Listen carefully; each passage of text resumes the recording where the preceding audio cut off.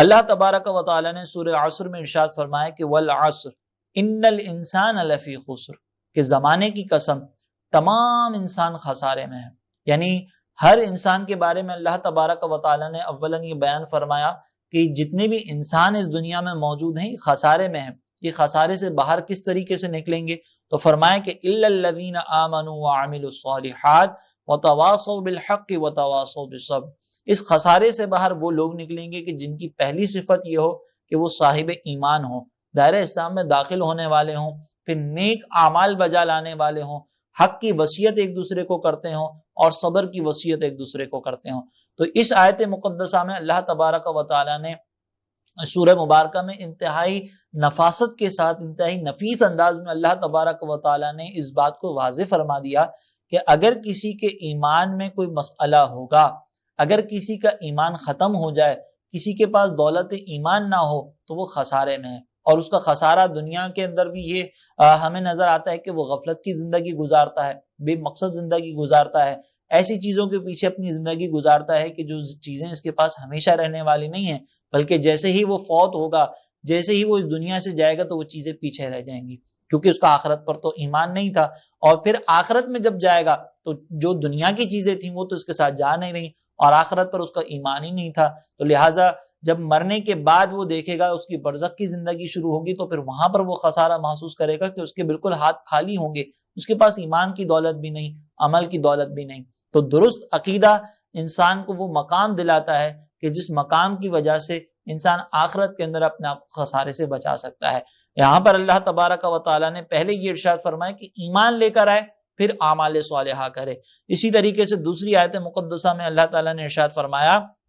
کہ والذین آمنوا وعملوا الصالحات، کہ جو لوگ ایمان لے کر آئے اور جنہوں نے نیک اعمال اختیار کیے، سندخلہم جنات تجری من تحتها الانہار خالدین فیہا، تو ہم عنقریب انہیں ایسے باغ میں داخل کریں گے کہ جس باغ کے نیچے نہریں جاری ہیں اور وہ اس میں ہمیشہ رہیں گے۔ وعد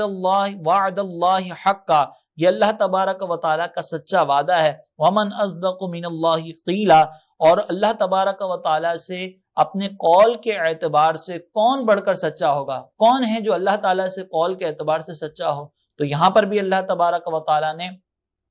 ایمان کے بعد اعمال صالحات اختیار کرنے والے کو جنت کی بشارت عطا فرمائی، اور یہ فرمایا کہ وہ جو جنت کی نعمتیں اس کو ملیں گی یہ ہمیشہ ہمیشہ کے لیے اس کو حاصل ہوں گی۔ تو یہ ایمان کی برکتیں ہیں۔ لیکن اگر اس کے مقابلے میں کسی کا ایمان برباد ہو جاتا ہے یا وہ ایمان لے کر ہی نہیں آتا،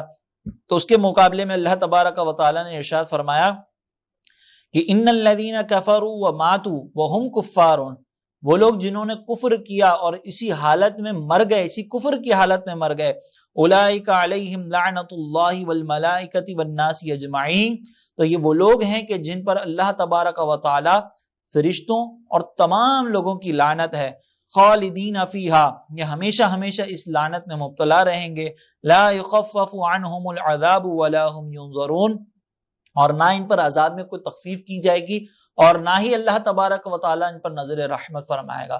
تو اس سے نتیجہ یہ ملا کہ اگر کوئی شخص حالت کفر میں مر جاتا ہے، حالت کفر میں اس دنیا سے چلا جاتا ہے، تو پھر اللہ تعالیٰ نے فرمایا کہ ہمیشہ ہمیشہ عذاب میں مبتلا رہے گا۔ اسی طریقے سے ایک اور آیت مقدسہ میں اللہ تعالیٰ نے فرمایا جس کا مفہوم یہ ہے کہ اگر کوئی اس دنیا سے حالت کفر میں جاتا ہے تو اس کے اعمال ہباء منثورا ہو جائیں گے۔ ہباء منثورا مطلب ایسے ذرے کہ جو ذرے ہمیں صرف دھوپ کے اندر نظر آتے ہیں اور جن کی کوئی حیثیت نہیں ہوتی، تو اس کے بارے میں اللہ تبارک و تعالیٰ نے ارشاد فرمایا کہ نیک اعمال بھی اگر اس نے کیے ہوں گے لیکن وہ حالت کفر سے اس دنیا پر گیا تو پھر اس کے یہ ایمان کے بغیر کیے جانے والے اعمال میدان محشر میں ریزہ ریزہ ہو جائیں گے، ان کی کوئی وقعت نہیں ہوگی۔ یہاں پر ہو سکتا ہے کہ کسی کے ذہن میں یہ سوال ہے کہ اگر ایک شخص ساری زندگی لوگوں کو کھانا کھلا رہا ہے، اچھے کام کر رہا ہے، دوسروں کا خیال رکھتا ہے، سچ بولتا ہے، ایمانداری کا اظہار کرتا ہے، صرف ایمان نہ ہونے کی وجہ سے اس کے اعمال برباد ہو جائیں گے، یہ کیسا انصاف ہے؟ تو یہاں پر پہلی بات یہ غور طلب ہے کہ اگر اللہ تبارک و تعالیٰ کسی کو جنت میں داخل کر رہا ہے تو جنت میں نبی کریم علیہ الصلوۃ والسلام نے ارشاد فرمایا کہ جو بھی جنت میں جائے گا وہ اللہ تبارک و تعالیٰ کی رحمت کے صدقے میں ہی جائے گا۔ تو کسی نے عرض کی کہ یا رسول اللہ آپ بھی؟ تو سرکار علیہ السلام نے فرمایا کہ ہاں میں بھی اللہ کی رحمت کے صدقے میں ہی جنت میں جاؤں گا، اپنے اعمال کی وجہ سے ہم نہیں جائیں گے، ہمارے اعمال تو گویا کہ ایک قانون کے مطابق ہمیں اختیار کرنے ہی ہیں۔ اب یہ جو اللہ کی رحمت کی وجہ سے جنت میں جا رہے ہیں، اس کا مقصد یہ ہے، اس کو تھوڑا سا سمجھنے کی ضرورت ہے، پھر اس کے بعد آگے بھی انشاءاللہ ہم اس پہ کلام کرتے ہیں، کہ ہم جو بھی عبادت کر رہے ہیں یہ گویا کہ اللہ تبارک و تعالیٰ کا شکر ادا کر رہے ہیں، اور ہم جو اللہ تبارک و تعالیٰ کا شکر ادا کر رہے ہیں، ان میں فرض عبادتیں ہمارے پاس دن میں 5 نمازیں، سال میں 1 مرتبہ ہمیں 30 روزے رکھنے، ایک حج وہ بھی اگر مال ہو تو کرنا ہے، زکوٰۃ وہ بھی مال ہو تو ہم نے دینی ہے، اس کے علاوہ دیگر چند چیزیں ہیں جو ہمیں اختیار کرنی ہیں۔ یعنی ہم جو فرائض ادا کر رہے ہیں وہ بہت مختصر ہے۔ اب اللہ تبارک و تعالیٰ نے جو ہمیں نعمتیں دی ہیں وہ اتنی ہیں کہ ہمارے ساری زندگی بھی اگر اللہ تبارک و تعالیٰ کی عبادت ہم کرتے رہیں تو اللہ تبارک و تعالیٰ نے جو بے شمار نعمتیں ہمیں دی ہیں اس کا ہم بدلہ نہیں دے سکتے اپنی عبادت کے ذریعے۔ تو گویا کہ اللہ تبارک و تعالیٰ اگر انصاف کرتا ہے تو انصاف کے مطابق اللہ تبارک و تعالیٰ کی نعمتیں زیادہ ہیں، اور ہماری ساری عمر عبادت میں گزرے تو وہ عبادت اس نعمتوں کے مقابلے میں کم ہے۔ اس کی ایک ایگزامپل آپ یہ سمجھ سکتے ہیں کہ آپ کی آنکھیں ہیں، آپ کی آنکھیں اگر بالکل صحیح ہیں، اس میں آپ کو نظر آ رہا ہے، کلر بلائنڈ نہیں ہے، آپ کو ہر رنگ اپنی اصلی شکل میں نظر آتا ہے، تو یہ آنکھ بھی بہت بڑی نعمت ہے۔ اس کا ہی اگر ساری زندگی شکر ادا کرنے لگیں تو یہ بھی بہت کم ہو جائے گا۔ اگر آپ اس کا اندازہ کرنا چاہتے ہیں، جن کی آنکھیں خراب ہو جاتی ہیں اور وہ علاج کروانا چاہتے ہیں تو اس علاج پہ کتنا پیسہ لگ جاتا ہے، لاکھوں کروڑ روپے بعض اوقات اس پر خرچ ہو جاتے ہیں۔ آپ کے گردے اگر فیل ہو جاتے ہیں، گردے کا اسی طریقے سے لیور اگر فیل ہو جائے، اس کا اگر ٹرانسپلانٹ کروانا ہو تو لاکھوں کروڑوں روپے اس پہ بعض اوقات خرچ ہو جاتے ہیں۔ پھر تکلیف انسان الگ برداشت کرتا ہے۔ آپ کا نظام ہضم اگر چل رہا ہے تو بہت اچھے انداز سے چل رہا ہے۔ تو ہمارے جو ہم نیک اعمال کر رہے ہیں، یہ نیک اعمال اللہ تبارک و تعالیٰ کی نعمتوں کا مقابلہ نہیں کر سکتے۔ تو گویا کہ ہم جنت میں اگر جائیں گے تو جنت میں صرف اللہ کی رحمت کے صدقے میں جائیں گے۔ اب اگر مثال کے طور پر کوئی ایسا شخص ہے جو کافر ہے اور وہ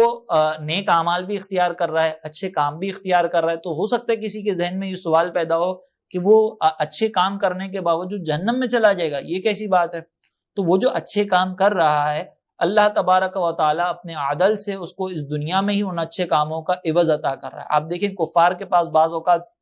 بہت ساری نعمتیں بھی ہوتی ہیں، وہ نیک کام جو کر رہے ہوتے ہیں اس کے صدقے اللہ تبارک و تعالیٰ دنیا کے اندر ان کو بہت ساری چیزیں عطا کر دیتا ہے، اور بہت سارے ان کے نیک اعمال کا اجر ان کو دنیا میں ہی دے دیا جاتا ہے۔ اور اگر ایک کافر مثال کے طور پر غریب بھی ہے تو اللہ تعالیٰ نے جو دوسری نعمتیں اس کو صحت کی طور پر دی ہیں، اسی طریقے سے وہ بیماری میں مبتلا نہیں ہو رہا، اور دیگر نعمتیں اولاد کی صورت میں دی ہیں، اور دیگر اس کو اگر وہ اپنی ذات پر غور کرے تو اللہ نے بڑی نعمتیں اس کو دی ہیں۔ اگر غریب بھی ہے تو نعمتیں اس کے پاس اللہ تعالیٰ کی بہرحال موجود ہوتی ہیں۔ اب اللہ تبارک و تعالیٰ ایمان کے بغیر کیوں جنت میں داخلہ عطا نہیں فرماتا؟ تو یہ اللہ تبارک و تعالیٰ کا ایک قانون ہے۔ قانون یہ ہے کہ مثال کے طور پر اگر آپ کسی جاب پر جا رہے ہیں، آپ کسی کمپنی میں جاتے ہیں اور کمپنی میں کانٹریکٹ کیے بغیر آپ اس کمپنی کے سارے کام کر دیں، اور پھر آپ مہینے کے آخر میں کہیں گے لاؤ میری تنخواہ، تو یقیناً کمپنی کا مالک آپ کو یہی کہے گا کہ بھائی آپ کمپنی میں اپنی مرضی سے آئے ہو، مرضی سے آنے کے بعد آپ نے اپنی مرضی سے سارا کام کیا، تنخواہ میں کس بات کی دوں؟ آپ نے کوئی کانٹریکٹ تھوڑی کیا ہے۔ کانٹریکٹ کرتے پھر کام کرتے تو میں آپ کو دیتا۔ اسی طریقے سے جن کا کانٹریکٹ ہے، اگر 9 to 5 کا کانٹریکٹ ہے اور وہ اپنی مرضی سے، کمپنی کی ریکوائرمنٹ نہیں ہے، کمپنی کی مرضی نہیں ہے، کمپنی کی طرف سے کوئی پابندی نہیں ہے، نہ کمپنی کی یہ پالیسی ہو، اور وہ اپنی مرضی سے اوور ٹائم کر رہا ہو اور پھر کمپنی کے پاس جا کر کہے کہ لاؤ میرے اوور ٹائم کے پیسے، تو کمپنی ظاہر سی بات ہے یہی کہے گی کہ ہمارا کوئی کانٹریکٹ تو نہیں تھا۔